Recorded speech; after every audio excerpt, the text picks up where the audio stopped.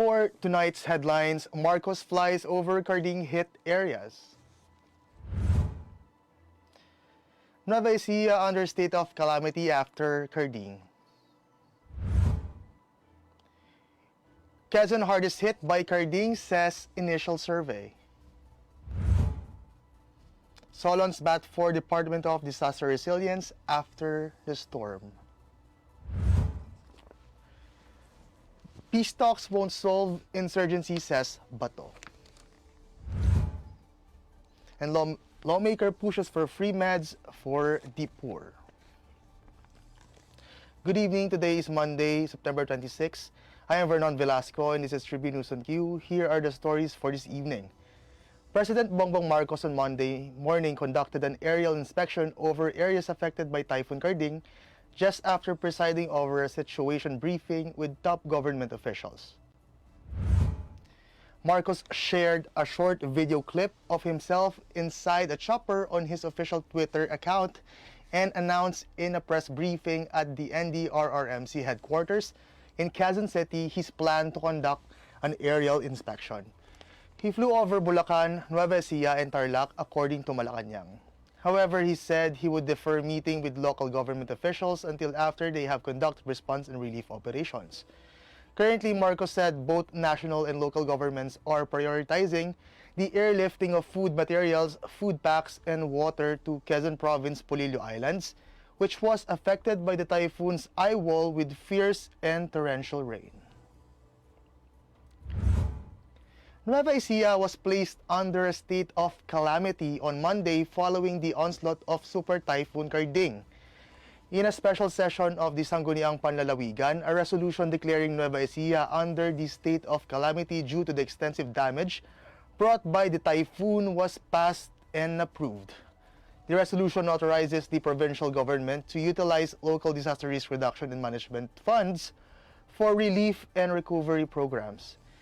The DRRMC, headed by Governor Aurelio Umali, recommended the declaration due to the extensive damage caused by Carding on agricultural crops and infrastructure. Meanwhile, the government also announced the suspension of classes on all levels, both in private and public schools, on Tuesday. However, he said work in government agencies and offices will resume. In related news, the NDRRMC said the province of Quezon is seen to be the hardest hit area by Super Typhoon Carding as damage assessment in affected areas continues. Alejandro added that they are waiting for more reports on typhoon damage to come in.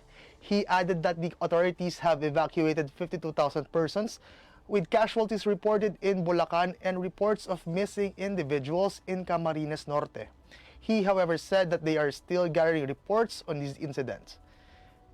Bernardo also said that the NDRRMC has received reports about power interruption in Quezon and Camarines, as well as intermittent communication lines in Quezon.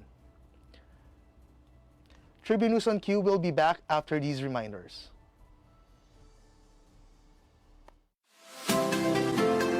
Magandang araw mga katribu! Narito na ang mga makakasama nyo tuwing umaga sa programang Gising Na. Roy Pelovelo, Comfy Manalo, Vernon Velasco, Kim Sancha at Chert Balagtas. Abangan ang programang Gising Na sa Facebook page ng Daily Tribune. Ilabas na ang mainit na kape at samahan kami sa inyong pag-almusal, mga katribo. Sama-sama natin alamin ang mga natatagong istorya sa mga latest na kaganapan sa loob at labas ng bansa. Maaari niyo rin ibahagi sa amin ang inyong opinion via Daily Tribune Facebook page at Tribune Now sa YouTube. Makichika na rin sa latest showbiz happenings, mga katribo. Kaya naman, pagsama-sama po tayo sa Gising Na!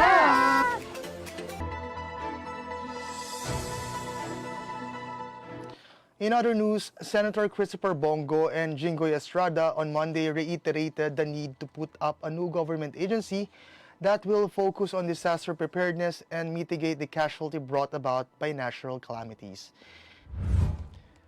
Go stressed the need to improve all measures and policies further to make certain that the government becomes ready and adaptive to the changing times.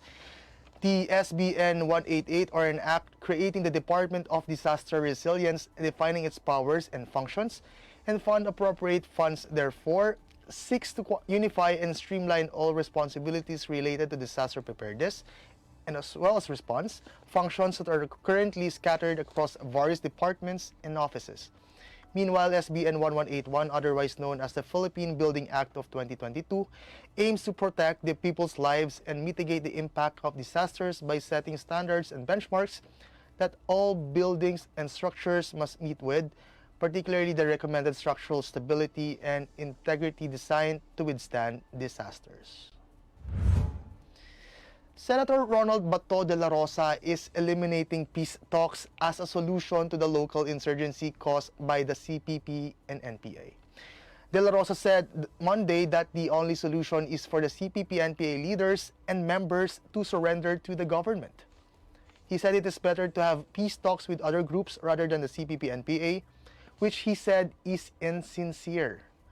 He said communists use social injustices, poverty, lack of education, and alleged government abuse to hide their real objective of overthrowing the government. The former National Police Chief said he respects the recent ruling of the Manila Regional Trial Court to dismiss the petition to declare the CPP-NPA as a terrorist organization, but was dismayed by it. Indigent patients may soon be able to acquire prescription drugs from private pharmacies for free should the Department of Social Welfare and Development adopt a proposal from a House leader. House Deputy Minority Leader Bernadette Herrera has urged the DSWD and private drug stores to enter into a memorandum of agreement to help indigent patients buy prescription medicines using guarantee letters from the Social Welfare Agency's Assistance to Individuals in Crisis Situations program. During the House deliberation earlier this month on the proposed 2023 budget of the Department of Health, Herrera disclosed that she was working on a bill that would institutionalize the use of guarantee letters by indigent patients in private hospitals during emergencies. It can be recalled that former DOH Secretary Francisco Duque III, upon Herrera's prodding, issued a memorandum order allowing indigent patients to present guarantee letters to private hospitals that have an existing MOA with DOH and DSWD. A guarantee letter is an assurance of payment offered by the DOH, DSWD, and other concerned government agencies and institutions, including Congress, on behalf of a patient for the portion of the hospital bill. That wraps up the stories tonight. Catch us again tomorrow only here at Daily Tribune's Facebook page. Again, this is Vernon Velasco and you are watching Tribune News on Q. Stay safe, stay healthy, and stay home. Good night and God bless us all. We would like to thank the following: Araneta, Pag-ibig, SM Supermall, Veteran, Divina Law Offices, ICTSI, Xlog, Globe, Kia, PLDT, Cherry, Tanawan, Prime Homes, RLC, Pure Gold, Meralco, and SM Retail.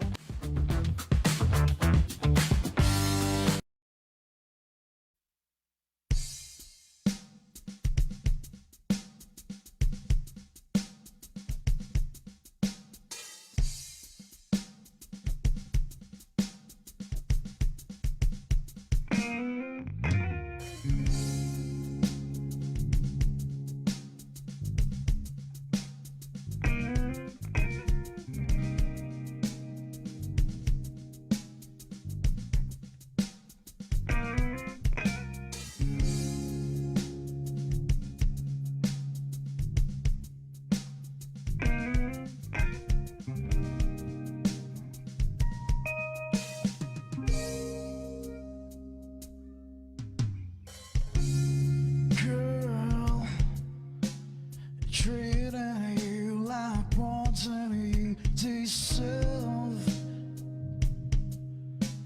Seeing your eyes, feelings, their eyes burn.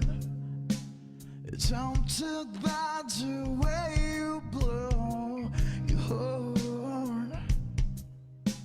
Can hear the heartbeat rushing.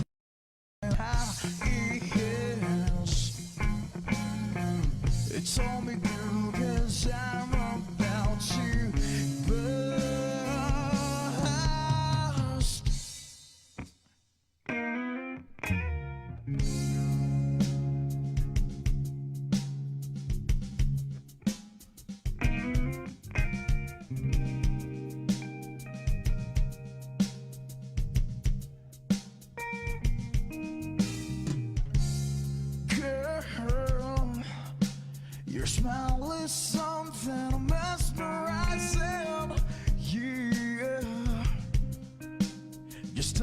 me one time, tell me sometime. True.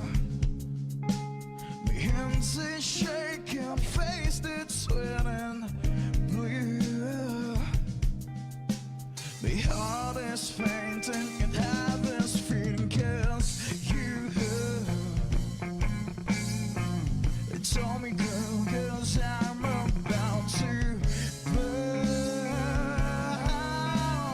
Tell me, girl, 'cause I'm about to bounce.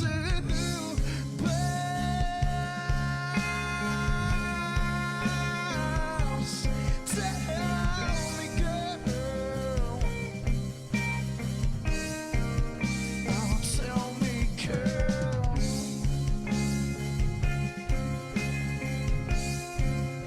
Oh, tell me, girl.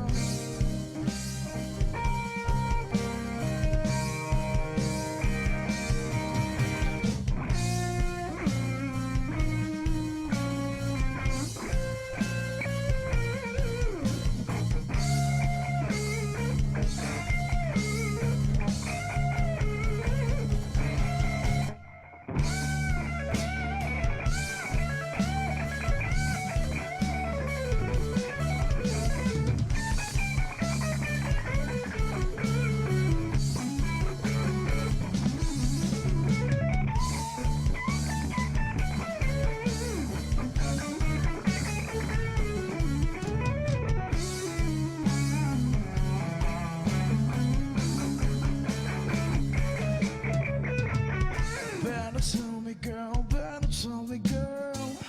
Better tell me, girl, better tell me, girl. Better tell me, girl, better tell me, girl. Better tell me, girl, better tell me, girl. Better tell me, girl, better tell me, girl. Better tell me, girl, better tell me, girl. Better tell me, girl, better tell me, girl. Better tell me, girl, 'cause I'm about to.